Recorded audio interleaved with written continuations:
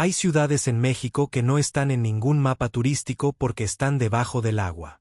No porque las destruyó un terremoto ni porque las borró una guerra, sino porque el gobierno decidió inundarlas. Las tapó con presas que prometían progreso, con embalses que iban a generar electricidad y a regar campos y a modernizar regiones enteras. Y debajo de ese agua quedaron iglesias coloniales, panteones con generaciones enterradas, plazas donde la gente se reunió durante siglos, calles que conocieron generaciones de pasos que ya nadie recuerda. Pero el agua no destruye lo que inunda. Lo conserva. Lo guarda. Y cuando los niveles bajan, en las sequías, en los años de escasez hídrica que cada vez son más frecuentes, esas ciudades reaparecen desde el fondo como acusaciones que el tiempo no pudo silenciar. Estas son las 10 ciudades inundadas de México que resurgen cuando baja el agua. Top 1 Quechula, Chiapas. La iglesia que se asoma desde el embalse del Grijalva. Quechula es el nombre del pueblo chiapaneco que fue inundado en 1966 cuando se construyó la presa Nezahualcóyotl, también conocida como Malpaso, sobre el río Grijalva.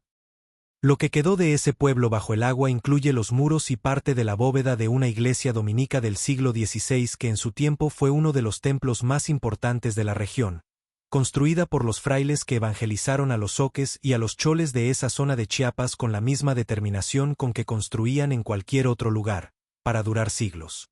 Y duró. Solo que debajo del agua en lugar de sobre ella. Cuando los niveles del embalse bajan en temporadas de sequía, la iglesia de Quechula emerge desde el fondo con una presencia que los pescadores y visitantes que la ven por primera vez describen invariablemente como sobrenatural. Sus muros de piedra, que el agua preservó mejor de lo que habría hecho el aire y el abandono, se asoman sobre la superficie del embalse con la actitud de algo que nunca aceptó completamente estar sumergido. En los años de sequía más severa es posible recorrer parte de sus ruinas en lancha o incluso a pie. La iglesia de Quechula no resucita. Simplemente se niega a desaparecer del todo. Top 2. Pueblo Viejo de Temazcal, Oaxaca. El corazón mazateco que la presa Miguel Alemán enterró. Cuando el gobierno de Miguel Alemán construyó la presa que lleva su nombre sobre el río Tonto en el norte de Oaxaca en los años 50, inundó una región entera de la Mazateca Baja que incluía varios pueblos con sus iglesias, sus panteones y sus sistemas de milpa que las comunidades mazatecas habían desarrollado durante siglos. El caso más emblemático es el que los habitantes de la región llaman Pueblo Viejo de Temazcal, el asentamiento original que quedó debajo del embalse cuando más de 20.000 personas fueron reubicadas en condiciones que el gobierno llamó reacomodo y que los afectados llamaron despojo desde el primer día. Lo que hace al caso de Temazcal particularmente perturbador es la frecuencia con que sus ruinas reaparecen. El embalse de la presa Miguel Alemán experimenta variaciones de nivel significativas según el año hidrológico, y en las temporadas de estiaje los restos del pueblo original emergen con suficiente claridad como para que los descendientes de los desplazados puedan reconocer las ruinas de las casas de sus abuelos, los cimientos de la iglesia, los muros del panteón donde están enterrados sus muertos. Hay algo en esa reaparición cíclica que las comunidades mazatecas de la región interpretan no como fenómeno hidrológico sino como mensaje. El pueblo sube a recordarles que estuvo ahí, y que sigue ahí. Top 3 Nezahualcóyotl, Tabasco. El municipio que el Grijalva tragó y que nadie reclamó oficialmente. El municipio de Nezahualcóyotl en Tabasco, no confundir con la ciudad del Estado de México, es uno de los casos menos documentados y más silenciosos de desplazamiento por presa en México. Cuando el sistema de presas del río Grijalva fue construido entre los años 60 y 70, varias comunidades tabasqueñas de la parte alta de la cuenca quedaron afectadas por las inundaciones derivadas de los embalses. Y entre ellas había asentamientos de población chul y zoque que no tenían la organización política ni la visibilidad mediática necesaria para hacer escuchar sus reclamos con la misma fuerza que los grupos más numerosos de otras regiones. Su caso quedó enterrado, literal y metafóricamente, bajo el agua.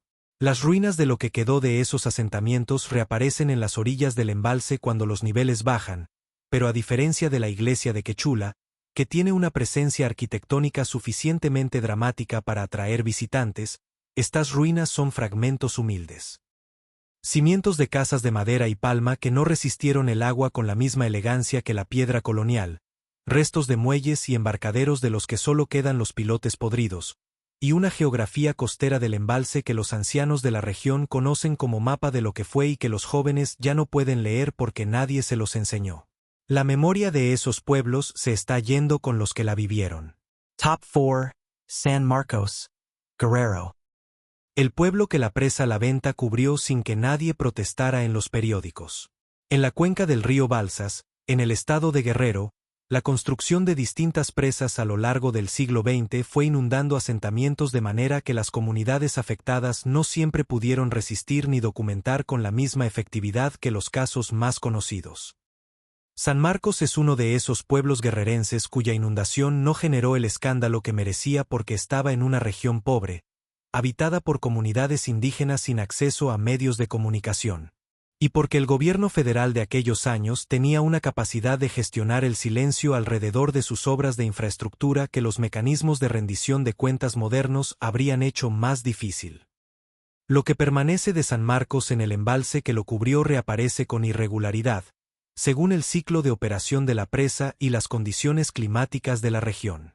Los pescadores que trabajan en el embalse conocen la geografía del fondo con la precisión de quien navega sobre algo que todavía considera suyo, y orientan su trabajo usando como referencia las estructuras sumergidas que para ellos tienen nombre y para los mapas oficiales son solo variaciones de profundidad.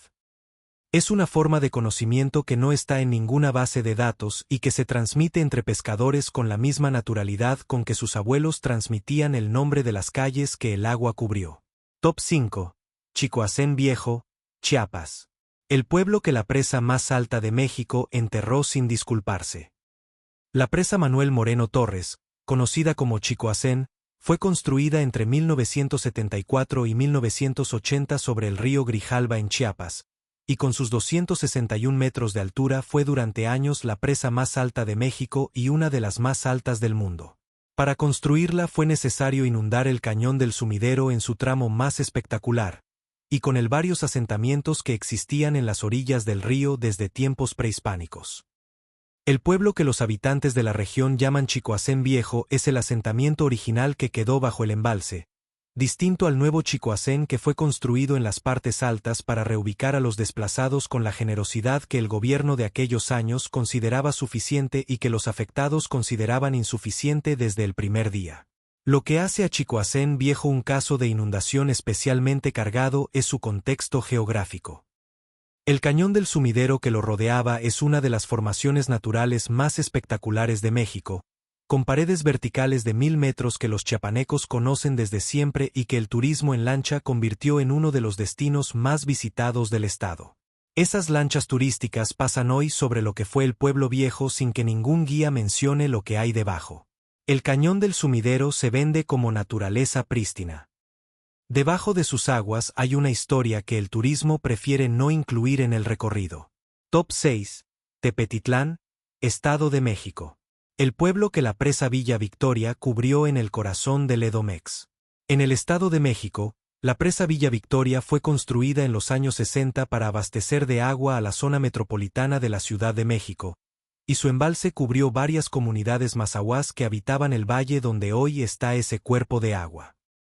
Tepetitlán es el nombre que se usa para referirse al conjunto de asentamientos que quedaron bajo el embalse, comunidades de agricultores mazahuás que trabajaban un valle fértil con una lógica de subsistencia que las políticas de desarrollo del México moderno decidieron sacrificar en nombre del crecimiento urbano de la capital. La zona metropolitana creció. Las comunidades mazahuás perdieron sus tierras. Y nadie en la Ciudad de México sabe que el agua que bebió durante décadas viene de donde había un pueblo. Cuando los niveles de la presa bajan, las ruinas de Tepetitlán reaparecen con suficiente claridad como para que los descendientes de los desplazados mazahuás puedan visitar lo que fue el territorio de sus abuelos en una peregrinación que combina lo arqueológico con lo sagrado. Hay comunidades mazahuás en los alrededores de la presa que mantienen una relación con el embalse que no es turística ni recreativa sino memorial. Van a ver lo que se perdió, a recordar lo que existió, a mantener viva una conexión con un territorio que el agua cubrió pero que la memoria no terminó de dejar ir. La Ciudad de México nunca supo sus nombres. Ellos siempre supieron el de sus pueblos. Top 7. Temascaltepec Viejo, Estado de México. El Real de Minas que la presa del Valle de Bravo sepultó bajo el agua más visitada del Edomex. Valle de Bravo es hoy uno de los destinos turísticos más populares del Estado de México, un lago artificial rodeado de montañas donde los capitalinos van a practicar deportes acuáticos, a comer en restaurantes con vista al agua y a comprar artesanías en un tianguis que se monta los fines de semana con la regularidad de un mecanismo bien aceitado. Lo que casi ninguno de esos turistas sabe es que debajo del lago artificial donde navegan sus veleros está el antiguo pueblo de Temazcaltepec, un real de minas colonial que fue inundado cuando se construyó el embalse en los años 40 del siglo XX para abastecer de agua y electricidad a la zona metropolitana. El lago de Valle de Bravo no era un lago. Lo hicieron lago. Y para hacerlo cubrieron un pueblo.